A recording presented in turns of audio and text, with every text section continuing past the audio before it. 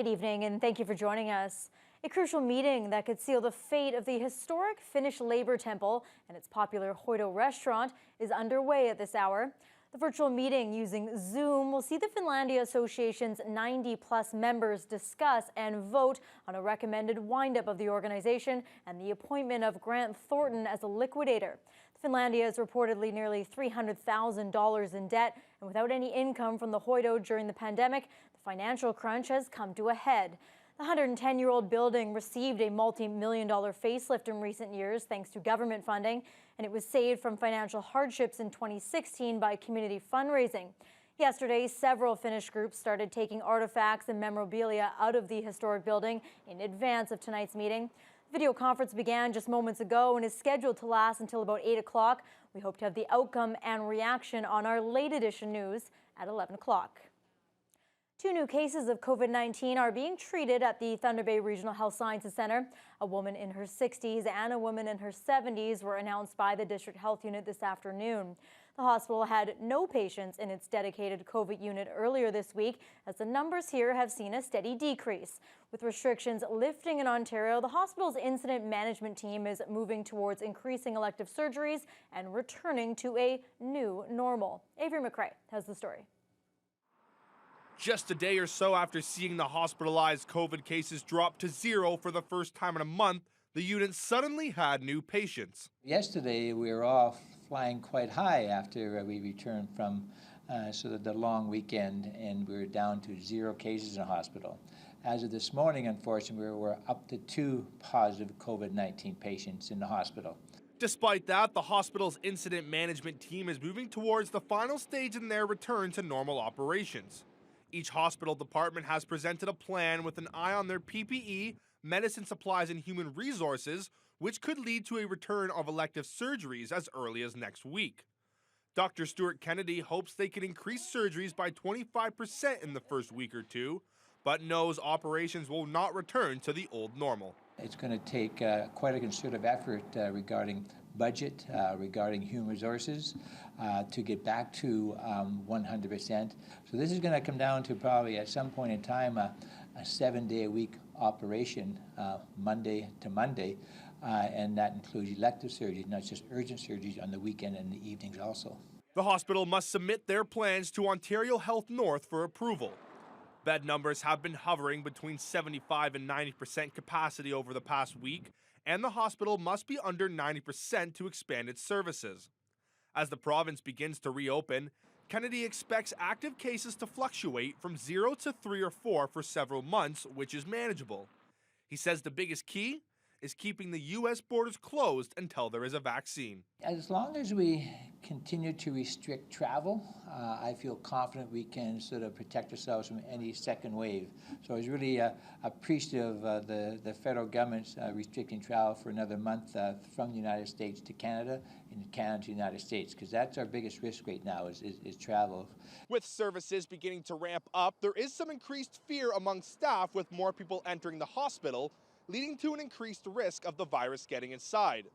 With the measures in place, the risk is deemed low, and from a patient's perspective, Dr. Kennedy says returning to normal is the right thing to do.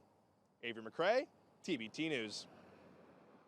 New guidelines have been released by top health officials on the use of masks.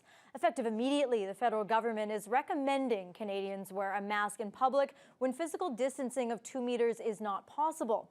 The recommendation is not mandatory, but it's one that's received a strong endorsement from Ontario Premier Doug Ford. Anytime I go out in public, I put a mask on. I think it's the right thing to do, and when possible, we highly recommend that people wear a mask. It protects themselves and it protects other people around them. But the golden rule is Dr. Williams has always said, practice the 2 meters, and that's critical. We'll have more on the federal mask recommendation later on in the news hour. Thunder Bay's retail economy is slowly coming back to life. As of Tuesday, many stores were previously deemed non-essential were allowed to reopen their doors to the general public. There's a wide variety of businesses that are resuming to somewhat normal operation, and the safety measures being taken are unique to each one. Cole Promain reports. Retail customers are allowed to go shopping in more places once again. A long list of Ontario retail stores are now able to open their doors to the public for the first time since the mandatory shutdown in mid-March. Places like clothing stores, electronic shops, and car dealerships can have a certain number of customers inside as long as they take extra precautions. JB Evans managing partner Andrew Morrow says the clothing store has implemented more than a handful of steps to protect staff and customers.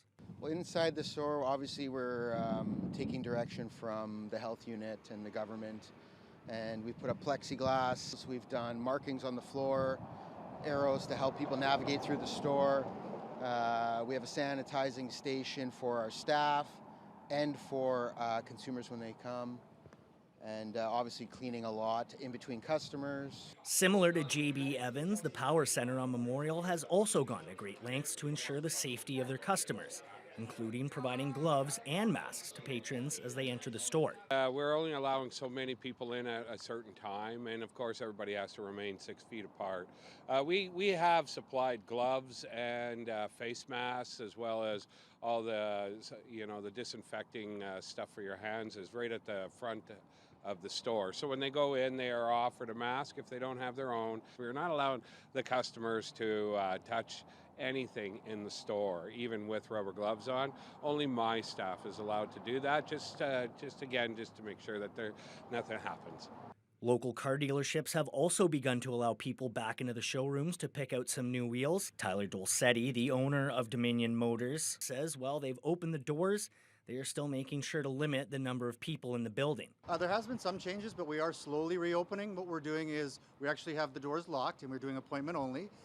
So you're welcome to come down. We just talk to you through the door quickly on the phone, and then you can just come inside. And we are limiting the people that come inside. We're looking usually at 1 to 2 in our showroom. We have a big showroom, so we can put somebody in the front and somebody in the back offices as well. We also provide them PPE. They can have a mask. We have gloves and hand sanitizer at all stations, and we're keeping social distancing.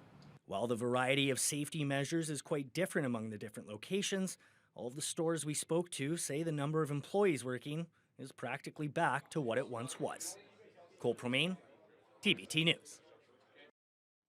Ontario's first stage of reopening also included many outdoor recreational amenities, but here in Thunder Bay, places like dog parks, tennis courts, and skateboard areas are not quite ready to open yet.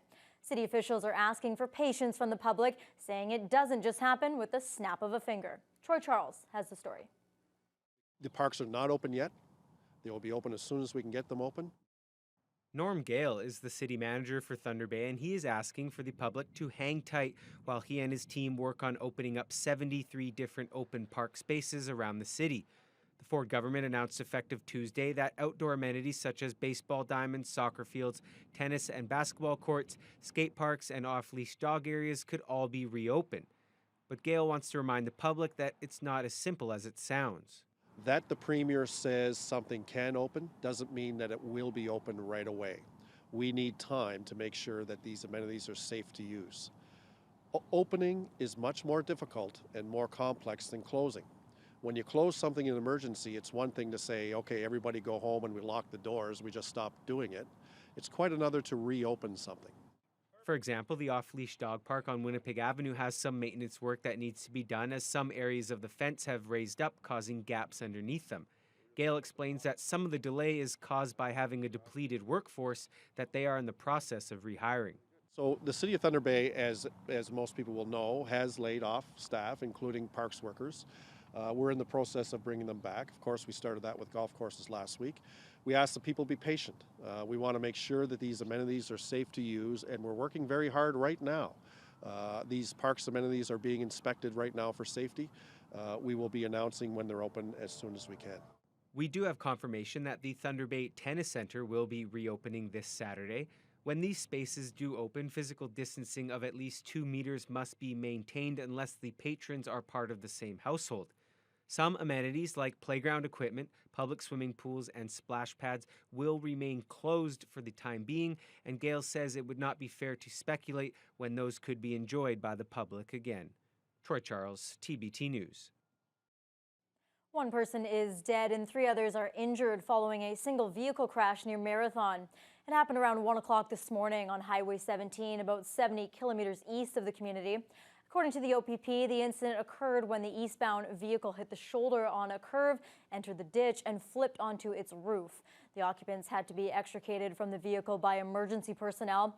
A 35-year-old female was pronounced dead at the scene, while the other occupants were all transported to hospital with major injuries. Organizers of the popular Bachelors for Hope charity auction have had to adjust their methods this year due to COVID-19. Every April, the annual fundraiser usually attracts a crowd of over 500 people, mostly female, to the Valhalla Inn. But this year, it's being held online. Starting tomorrow, anyone 18 and over can go to 32auctions.com and start bidding until the end of the month. Each day, one bachelor will upload a video to Facebook talking about themselves and the prizes for their auction.